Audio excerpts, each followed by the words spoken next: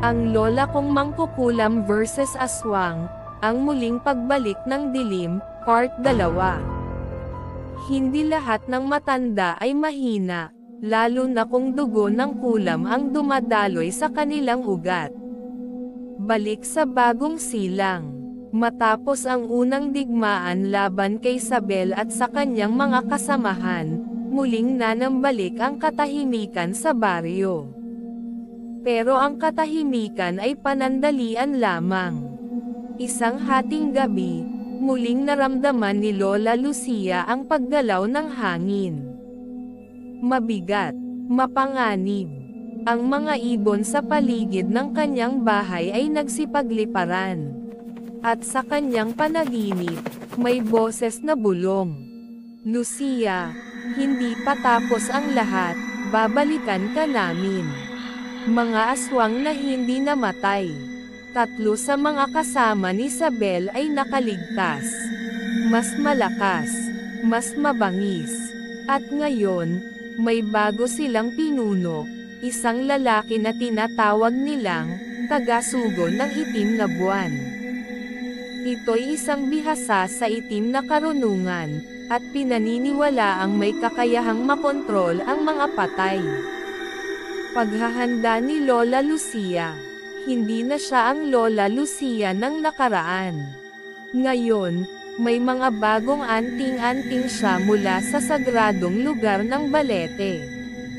May hawak siyang itak ng dila-dila, isang matandang halamang pananggalang sa aswang.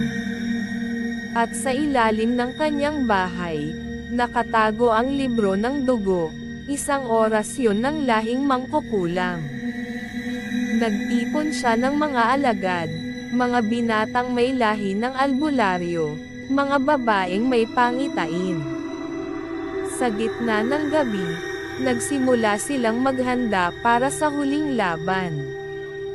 Ang ikalawang digmaan. Sumapit ang gabi ng itim na buwan, gabi kung saan ang buwan ay natatakpan at ang lupa ay nawawalan ng liwanag.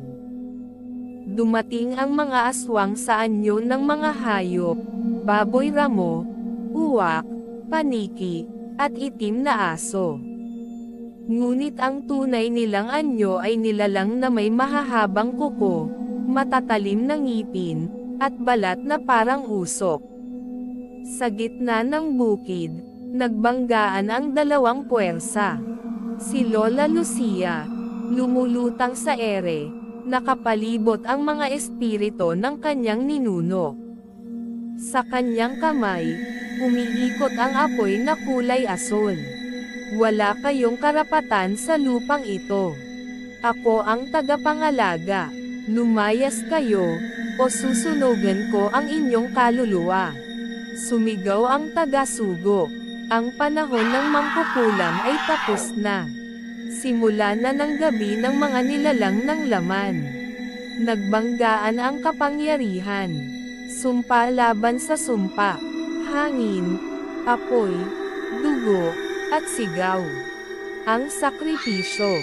Habang naglalaban, napagtanto ni Lola Lucia na isa lang ang paraan para matapos ito, ang iselyo ang kaluluwa ng taga-sugo sa loob ng sarili niyang katawan. Ginamit niya ang orasyon ng sumpa ng laman, isinara ang kanyang sariling katawan bilang kulungan ng kasamaan.